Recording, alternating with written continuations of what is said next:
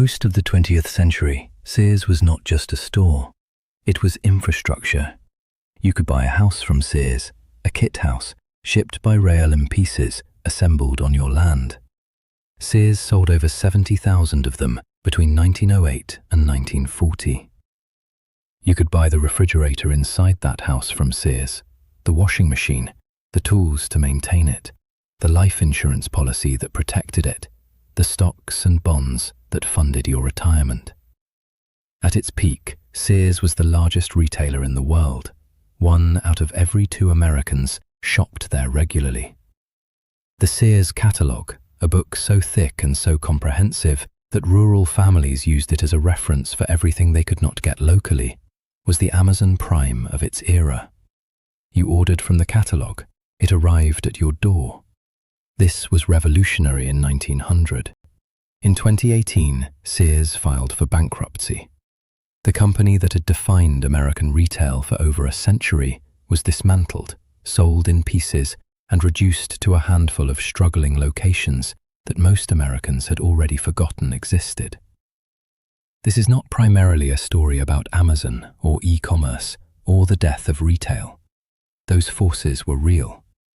But Sears had survived the Great Depression, 2 world wars, and the rise of Walmart. It did not die because the world changed. It died because one man bought it, extracted everything of value, and left the empty shell to collapse. Richard Warren Sears founded the company in 1886 as a mail-order watch business in Minnesota. He partnered with Alva Roebuck, developed a catalogue, and built a logistics operation that could reach customers anywhere in the country through the US postal system and the expanding railroad network. The insight was simple and powerful. Most Americans in the late 19th century lived in rural areas with limited access to goods. Local general stores charged high prices because they faced no competition.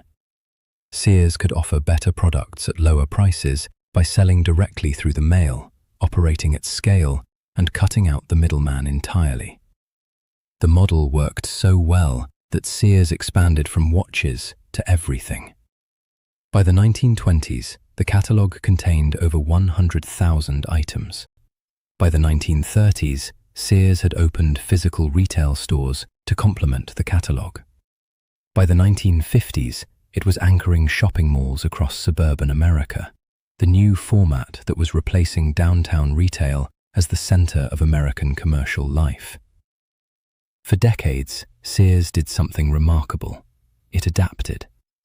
It saw the shift from rural to urban, from catalogue to physical retail, from downtown to suburban mall. Each time it moved, then it stopped moving, and the man who was supposed to save it, Sears, was in trouble. Walmart had mastered the discount retail formula that Sears had invented and executed it with a relentlessness that Sears could not match. Target was taking the mid-market customer. Home Depot and Lowe's were taking the tools and appliances customer. Category killers, the same format that Toys R Us had pioneered, were attacking every product category Sears had traditionally owned.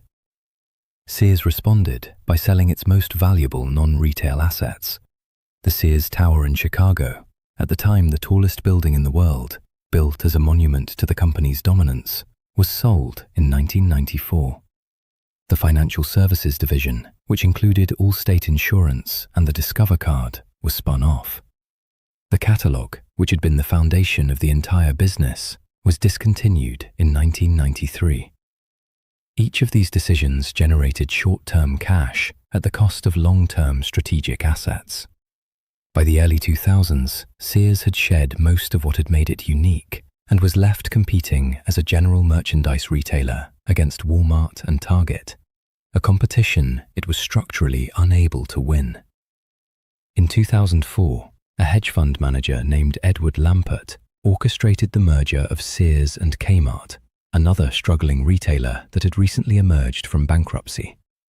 The combined entity, Sears Holdings, was valued at approximately $11 billion. Lampert became chairman and later CEO. He was celebrated in financial media as a genius, A new Warren Buffett who had identified hidden value in distressed retail assets and would unlock it through financial engineering. The financial engineering he applied to Sears Holdings was, in retrospect, not engineering at all. It was extraction. Lampert believed, or claimed to believe, that Sears's real value was not its stores or its brand or its customer relationships. It was its real estate. Sears owned or controlled hundreds of valuable retail locations across the country, accumulated over decades when those locations were cheap. The strategy, at least as presented to investors, was to unlock this real estate value while simultaneously transforming Sears into a data-driven retailer. What actually happened was different. Lampert spun off Sears's real estate into a separate entity called Seritage Growth Properties in 2015. Sears sold its best locations to Seritage for approximately $2.7 billion, and then immediately began leasing them back, paying rent on properties it had previously owned outright. The cash from the sale went to Lampert's hedge fund, which was Seritage's largest shareholder. He sold the Craftsman tool brand, one of the most valuable and recognized brand names in American retail, to Stanley Black & Decker for $900 million. He sold the Kenmore appliance brand. He sold the Die Hard battery brand. Each sale generated cash that was used primarily to service debt and fund share buybacks, returning money to shareholders, including Lampert's own hedge fund, which was Sears's largest shareholder. Meanwhile, the actual stores were starved of investment. Maintenance was deferred. Staffing was cut. Inventory was reduced. The stores became progressively worse, dimly lit, poorly stocked, understaffed, at exactly the moment when Amazon was raising the bar for retail experience to heights that required massive investment to match. Between 2010 and 2018, Sears closed over 3,000 stores. The company lost approximately $12 billion during that period. The stock fell from over $100 per share to under $1. Employees who had spent careers at Sears, whose pension plans were funded by Sears stock, watched the value of their retirement savings collapse in real time, while the company's assets were systematically sold to entities controlled by the man. Sears Holdings filed for Chapter 11 bankruptcy. At the time of filing, the company operated approximately 700 stores and employed around 68,000 people. The debt load was approximately $11 billion. The pension fund was underfunded by approximately $1.4 billion, meaning the retirees who had spent their careers at Sears were owed money that the company did not have. What followed the bankruptcy filing was one of the more remarkable episodes in American corporate history. Lampert, through his hedge fund ESL Investments, submitted a bid to acquire Sears out of bankruptcy. He offered approximately $5.2 billion for the remaining assets: the stores, the brands that hadn't been sold, the real estate that Sears still controlled. The bid was controversial. Creditors and pension funds argued that Lampert, having overseen the destruction of the company's value while extracting billions through related party transactions, should not be rewarded with the opportunity to buy the remnants at a discount. They argued the company should be liquidated entirely and the proceeds distributed to creditors. The bankruptcy court approved Lampert's bid anyway.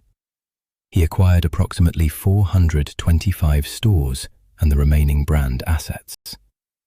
Sears technically survived as a going concern. It did not survive in any meaningful sense. The stores continued closing. By 2024, fewer than a dozen Sears locations remained open in the United States. The Kmart chain, which had been merged with Sears in 2004, was reduced to a single store. The pension fund shortfall was partially addressed through a settlement that provided retirees with significantly less than they were owed. Tens of thousands of people who had worked their entire careers at Sears received reduced pensions as a direct consequence of decisions made by the man who ran the company into the ground. Lampert, through ESL Investments, had extracted an estimated $1 to $2 billion from Sears holdings through various transactions before and during the bankruptcy. He was never criminally charged. So what is the actual lesson of Sears? The easy answer is that Sears failed to adapt to e-commerce and Amazon. That narrative is convenient because it makes the collapse feel inevitable, a casualty of unstoppable technological forces rather than specific decisions by specific people. It is not accurate. Sears had the brand recognition, the customer relationships, the physical footprint, and the capital to build a genuine e-commerce operation in the early 2000s. They had more resources than almost any other retailer to make the transition that Amazon was forcing on the industry. They chose not to invest those resources in the business. They chose to extract them instead. This is a specific kind of corporate failure that has a specific name: asset stripping. It looks like a turnaround strategy from the outside. It generates press releases about unlocking value and returning capital to shareholders. It produces short-term stock gains that benefit the largest shareholders. And it leaves behind a hollowed-out company that cannot compete, cannot invest, cannot retain employees, and cannot serve customers, until the day it can no longer pretend to function. Sears did not lose to Amazon. Sears was dismantled from the inside, while Amazon was allowed to take the customers that Sears had spent a century building. The catalogue that had been the Amazon of its day, delivered to your door, everything you needed, at prices no local competitor could match, was discontinued in 1993. 25 years later, Amazon became the company that Sears had once been. The irony is almost too neat to be real. It is completely real. Somewhere in America, there is still a Sears kit house, assembled from a catalogue order in 1922, standing on a quiet street. The company that built it is gone.